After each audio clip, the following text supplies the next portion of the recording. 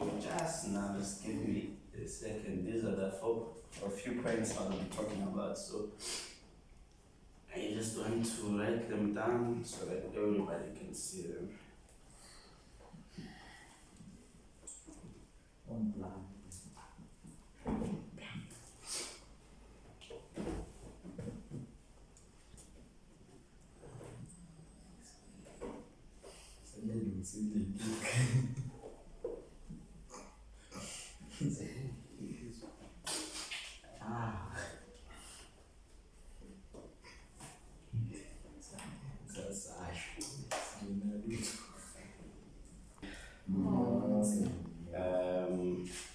So I will be addressing how to behave as a technician.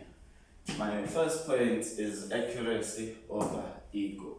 You find that most technicians they think they know the problem just because somebody they plugged an appliance and there was no power. So they'll think maybe it's the fuse, it has to be the fuse, maybe because the past few items has been fixing were fuse problems, So this is basically the person's ego taking over than accuracy. As a technician, you need to be accurate. You need to go through your steps of fault finding so that you find an accurate problem.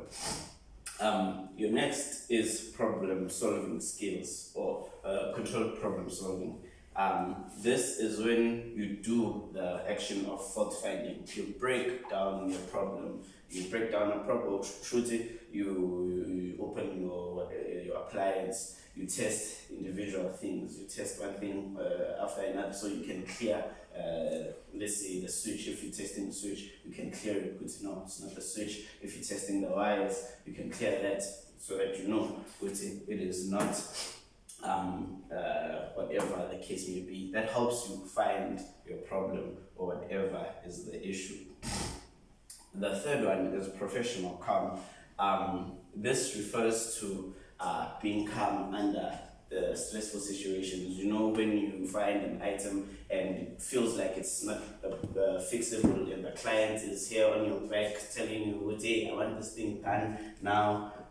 Machines also fail, So being calm under pressure shows that you are professional enough to be a technician.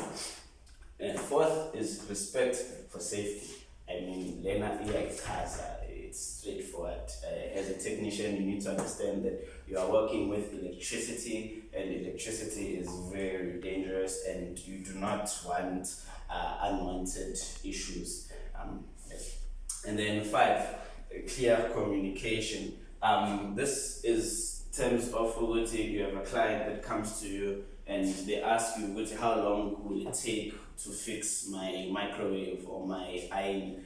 Be honest with them, be clear. You can't say, I think it will take around 10 minutes. You are assuming it will take around 10 minutes, but once you start opening the appliance, you don't know what problems you will find. So rather be honest and tell them, I am not sure, but usually maybe a job like this takes me this long, but I don't know what's the problem with the appliance, so it could take longer, And then lastly is accountability. You need to be accountable.